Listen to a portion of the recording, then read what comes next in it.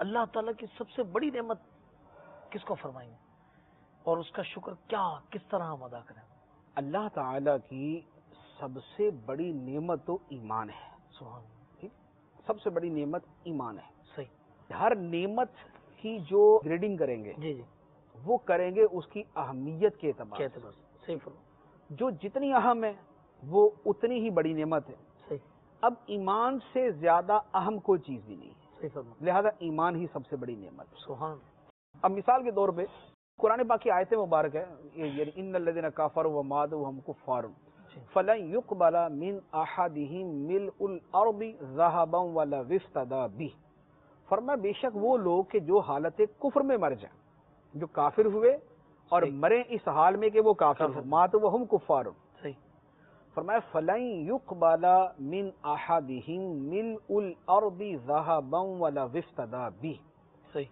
اگر پوری روئے زمین کے برابر سونا بھی اپنی جان چھڑانے کے لیے دے دیں تو قبول نہیں کیا جائے گا. یہ ایمان کے مقابلے کے اندر یہ چیز ہے وہ بیان فرمائے گی. بلکہ یہ بھی فرمائے گا کہ اتنا ہی اور بھی اگر ہو، اور جگہوں پر یہ بھی ہے کہ اس سے اتنا اور بھی اگر ان کے پاس ہو وہ بھی دینے کو تیار ہو جائیں گے، لیکن یہ ایمان کی جگہ کام نہیں دے گا. تو ایمان جو ہے یہ سب سے بڑی نعمت ہے. ایمان کے بعد جو دوسری بڑی نعمت ہمارے حق میں ہے وہ ہے نبی کریم صلی اللہ علیہ وآلہ وسلم کی امت میں سے ہونا.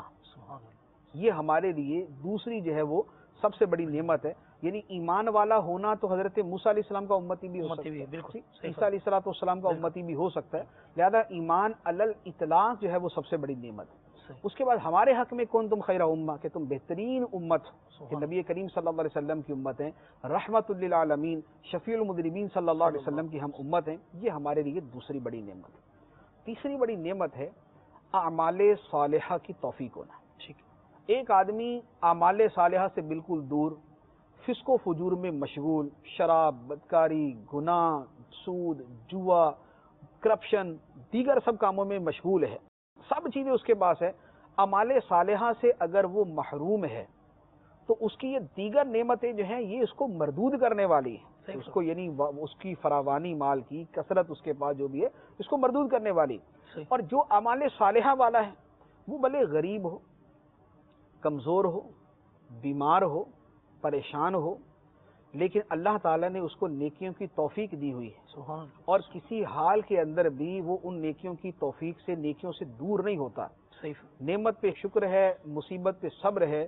تو اسے جو اللہ تعالیٰ نے نعمت عطا فرمائی اعمال صالحہ کی توفیق، یہ سب سے بڑی نعمت ہے. کیونکہ یہ نعمت جنت میں داخل کرنے والی اور درجات بڑھانے والی ہے. اچھا، اس کے بعد چوتھے نمبر پر جو نعمت ہے وہ ہے عافیت.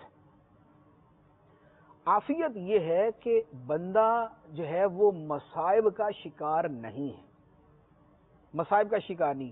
جیسے مثال کی طرف اس وقت ہم بیٹھے ہیں تو الحمدللہ ہم عافیت میں، الحمدللہ ہمیں ایسا وہ نہیں ہے کہ جناب ہمیں جناب وہ اپنے بچوں کی وجہ سے اس وقت بڑی پریشانی کے اندر ہم مبتلا ہیں، ہم اپنی صحت کی وجہ سے کسی بڑی پریشانی میں مبتلا، ایسا نہیں. ہم عافیت کے اندر بیٹھے، اور دنیا میں اکثریت عافیت کے ساتھ ہوتی. صحیح فرما. یعنی بعض اوقات صرف ان کی پریشانی بے صبری ہوتی. بالکل. یعنی ان کی جو تکلیف یہ ہے کہ مالی تنگی ہے، کچھ بیماری ہے، یہ چیزیں جو ہے یہ زیادہ تر بے صبری کی وجہ سے ہوتی ہے. موسٹلی لوگ جو ہے عافیت میں ہوتے ہیں، یا کم از کم اکثر اوقات اور اکثر لمحات کے اندر لوگ عافیت کے اندر ہوتے ہیں. اسی لیے حدیث مبارک میں عافیت کا سوال کرنے کا فرمایا گیا. یعنی اس کا حکم دیا گیا صلی اللہ العافیہ، اللہ سے عافیت کا سوال کر. اور اس لیے وہ دعائیں جو ہیں ان کے اندر بھی اللہم انی اسألک العفو والعافیت، اے اللہ میں تجھ سے معافی کا سوال کرتا ہوں کہ تم مجھے معاف کر دے، اور میں تجھ سے عافیت کا سوال کرتا ہوں. اور ایک حدیث مبارک میں یہ بھی فرمایا گیا کہ ایمان کے بعد سب سے بڑی نعمت عافیت ہے، لہذا اللہ سے عافیت کا سوال کر. تو عافیت بہت بڑی چیز ہے. ورنہ ایک آدمی کے پاس 1 کھرب روپیہ ہے، صحیح ٹھیک ہے، لیکن اس کی عافیت کا یہ حال ہو کہ وہ کچھ کھا ہی نہیں سکے، اللہ نیند نہ آتی، اس کو نیند نہ آتی ہو، وہ پلکیں جھپکانے پر قادر نہ ہو، اس کی جناب سر سے لے کر پاؤں تک عضو کے اندر بیماری ہو. اب مال تو سارا موجود ہے لیکن عافیت نہیں ہے اس کو. تو لہذا عافیت جو ہے یہ سب سے بڑی نعمت ہے. پھر عافیت کے ساتھ پھر صحت اس کے ساتھ ہی ہے، یعنی جی صحت عافیت کے اندر ہی داخل ہو جاتی ہے، صحیح یعنی عافیت پریشانیوں کے اعتبار سے بھی ہے، صحت کے اعتبار سے بھی ہے۔ مال کا جو معاملہ ہے نا یہ سب کے بعد میں آتا ہے۔ مال جو ہے ایمان کے برابر تو نہیں ہو سکتا، نہیں ہو سکتا، بالکل نہیں ہو سکتا، مال جو ہے وہ سرکار اسلام کی امت میں ہونے کے برابر تو نہیں ہو سکتا، بالکل نہیں ہو ٹھیک؟ سکتا، اور مال جو ہے وہ نیکیوں کے اعمال صالحہ کے برابر تو نہیں ہو نہیں ہو سکتا، مال عافیت کے برابر تو نہیں ہو نہیں ہو سکتا۔ اسی لیے وہ لوگ کہ جن کے پاس عافیت نہیں ہے مال ہے، سکتا، وہ یہ کہتے ہیں کہ یا اللہ مال سارا لے لے لیکن ہمیں عافیت عطا فرما، ہمیں عافیت عطا فرما۔ جن کے پاس عافیت ہے مال نہیں ہے وہ سکھی ہیں، وہ سکون کے اندر ہے، وہ آرام کے اندر ہے، غریب ہے مگر سکون میں ہے۔ غریب ہے عافیت کے ساتھ ہے، سکون کے اندر ہے۔ تو لہذا نعمتوں کی جس انداز میں ترتیب ہے ان کی فکر بھی اسی انداز میں ہونی چاہیے، کیا بات، اور ان کا شکر بھی اسی انداز میں ادا کرنا چاہیے۔ نعمت ایمان پر اللہ تعالیٰ کا یعنی شکر اتنا ادا کریں کہ یعنی حقیقتاً تو ہمارا سر جو ہے وہ سجدے سے نہ اٹھے اللہ اللہ، کہ اللہ تعالیٰ نے ہمیں ایمان والوں کے گھر میں پیدا کیا، ہمیں ایمان کی دولت سے سرفراز فرمایا، ہم مومن ہیں، ورنہ ہم کسی کے گھر میں بھی پیدا ہو جاتے، ہمارا تو کوئی زور نہیں تھا، یا معاذ اللہ دل ہمارے کسی کا بگڑے اور وہ کسی اور طرف نکل جائے تو کیا ہے اس کا، لیکن اللہ تعالیٰ نے ہم پہ کرم فرمایا۔ اسی لیے اب آپ یہ دیکھیں، بلکہ ایک اور چیز میرے ذہن میں آئی، جی ہر نماز کے اندر، ہر نماز میں اب کیا دعا مانگتے ہیں؟